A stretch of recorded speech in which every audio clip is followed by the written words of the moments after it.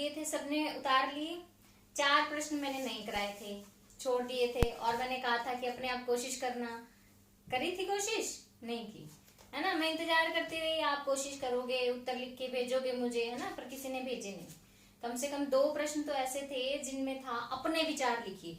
तो अपने विचार का क्या मतलब होता है, अभी मैं बताऊंगी यहाँ पे उन प्रश्नों का उत्तर ना, तो वो तो मेरे विचार हो जाएंगे। आपके विचार कहाँ से आएंगे? आपके विचार आप खुद बताओगे, वही आएंगे।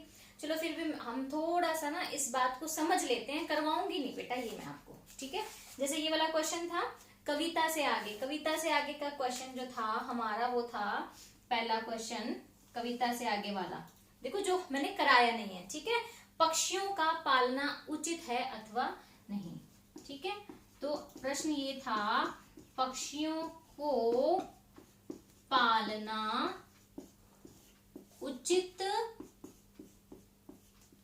है अथवा नहीं, है ना।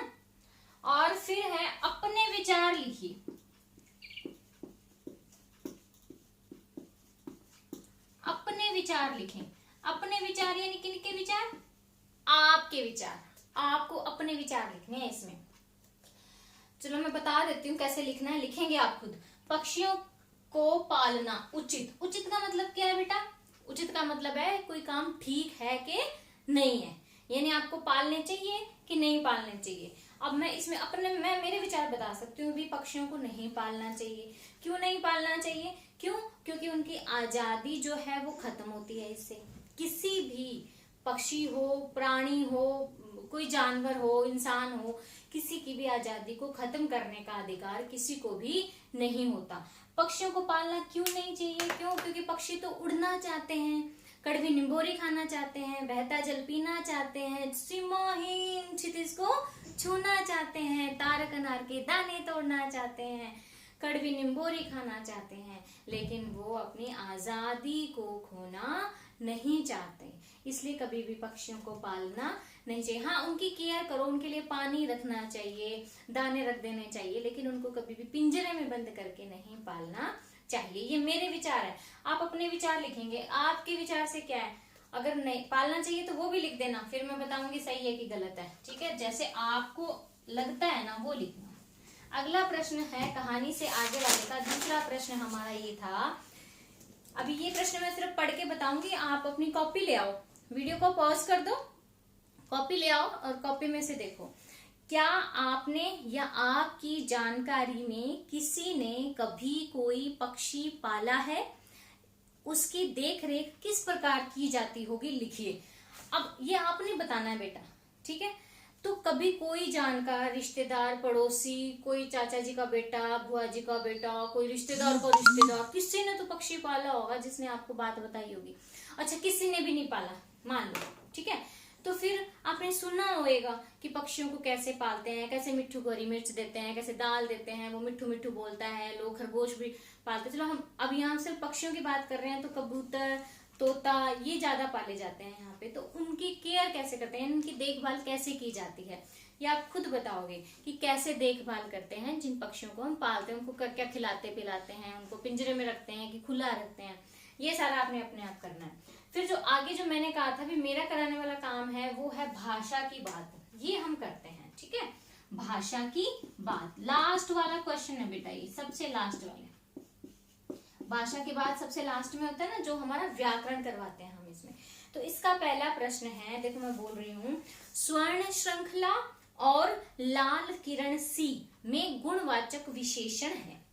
कविता से ढूंढकर इस प्रकार के अन्य उदाहरण लिखिए। तो गुणवाचक विशेषण, पहला जो प्रश्न है वो किस बारे में है? गुणवाचक विशेषण। अब आप अपनी छठी की कॉपी में भी मैंने विशेषण सारे कराए हुए हैं, वो दोबारा देख सकते हैं। यहाँ पे भी मैं समझा देती हूँ आपको।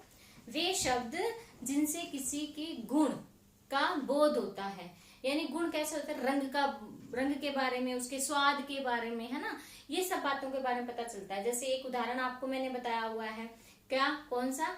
नीला घोड़ा, काली गाय, लाल फ्रॉक, गुलाबी फ्रॉक, है ना। तो ये सारे क्या हैं? गुणवाचक विशेषण। लंबी लड़की, ये सारे गुणवाचक विशेषण है। तो इस कविता में क्या उदाहरण आए हैं गुणवाचक विशेषण के? दो तो प्रश्न में दे ही दिए। कौन कौन से हैं? स्वर्ण श्रृंखला, स्वर्ण श्रृंखला, ठीक है, एक ये उदाहरण आ गया। दूसरा उदाहरण इन्होंने दे रखा है हमें लाल किरण सी।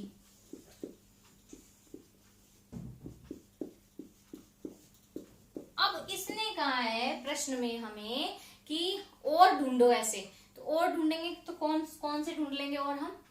बताओ। चलो मैं बताती हूँ। सीमाहीन क्षितिज, कैसा क्षितिज है? सीमाहीन। और उदाहरण ढूंढते हैं हम गुणवाचक विशेषण के। सीमाहीन क्षितिज। फिर है कटुक निम्बोरी। अब मैं सारे लिखूंगी नहीं, आप खुद भी ढूंढेंगे, ठीक है। कटुक निम्बोरी ये भी है, मैं लिखूंगी नहीं, खुद ढूंढो कविता में से। कविता को पढ़ो और ढूंढो उसमें और कहाँ कहाँ पे है गुणवाचक विशेषण जिसमें किसी चीज के बारे में बताया गया है। लास्ट प्रश्न है भाषा का। भूखे प्यासे, देखो प्रश्न पढ़ो आप अपनी कॉपी में से, कॉपी लो। भूखे प्यासे में द्वंद्व समास है, इस प्रकार के अन्य 10 उदाहरण खोजकर लिखिए।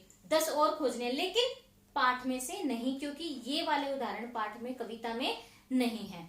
तो दूसरा प्रश्न जो है भाषा विज्ञान का वो है हमारा द्वंद्व समास। अब देखो छठी में मैंने आपको 2 समास करवाए थे, एक द्वंद्व समास करवाया था और एक आपको मैंने करवाया था द्विगु समास, ठीक है। तो द्वंद्व समास को हम दोबारा से समझ लेते हैं। जैसे इसमें उदाहरण दिया है भूखे प्यासे, भूखे प्यासे। अब देखो द्वंद्व समास की पहचान क्या होती है? एक तो उसके बीच में ये योजक चिन्ह होता है। क्या होता है बेटा? ये वाला योजक चिन्ह होगा। दोनों पद के बीच में, ये 2 पद है, एक इधर वाला पद एक इधर वाला पद, इनके बीच में ये योजक चिन्ह लगा होता है। और जब इसका विग्रह करते हैं, यानी जब इसको खोल के लिखते हैं, तो इसके बीच में क्या आता है? समास विग्रह कैसे करेंगे इसका? इसको ऐसे लिखेंगे भूखे और शब्द आ जाएगा प्यासे। इसकी परिभाषा में भी मैंने आपको लिखाया हुआ है द्वंद्व समास की परिभाषा, कि इसमें 2 पदों के बीच में जो होता है और का लोप होता है। लोप यानी गायब हो जाता है, और जब हम समासिक पद में लिखते हैं और गायब हो जाता है, ठीक है। तो द्वंद्व समास की परिभाषा में हम क्या लिखेंगे? इसमें दोनों पद बराबर होते हैं और इसमें और शब्द का लोप होता है, यानी गायब हो जाता है। यहाँ आपको परिभाषा नहीं पूछी है, पेपर में भी नहीं पूछी जाएगी परिभाषा, सिर्फ उदाहरण पूछे जाएंगे। तो उदाहरण हम ऐसे लिख लेते हैं, ये तो है समासिक पद। 10 उदाहरण पूछे हैं ना आपसे, और इधर हम करेंगे समास विग्रह, ठीक है बेटा। तो समासिक पद में पहला हम जैसे कर लो रात दिन, इसका विग्रह करेंगे। कैसे करेंगे फिर? रात और दिन, ठीक है। ऐसे ही दूसरा उदाहरण माता पिता, माता और पिता। अब मैंने आपको सिर्फ 2 उदाहरण से समझा रही हूं, बाकी बच रहे 8। ये उदाहरण आप खुद लिखेंगे ढूंढ के, सारे नहीं कराऊंगी। 2 उदाहरण बता दिए, 8 आपने खुद करने हैं। प्रश्न में कितने पूछे हैं? कुल 10 पूछे हैं। तो अब आप जब मुझे सारे बच्चे इन 4 प्रश्नों के उत्तर जो आज मैंने करवाए हैं लिख करके मुझे फोटो खींच के भेजेंगे, तब दूसरा पार्ट करवाऊंगी, ठीक है बेटे। Okay, best of luck.